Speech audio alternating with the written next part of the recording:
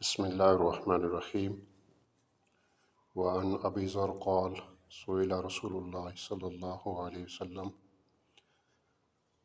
ابو ذر رضی اللہ تعالیٰ عنہ فرماتے ہیں کہ نبی کریم صلی اللہ علیہ وسلم سے پوچھا گیا، دریافت کیا گیا، ای الکلام افضل، کہ کون سا کلام افضل ہے؟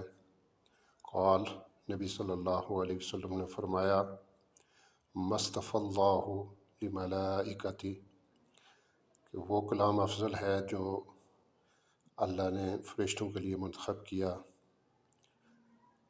وہ کلام سبحان اللہ و بحمدہ ہے۔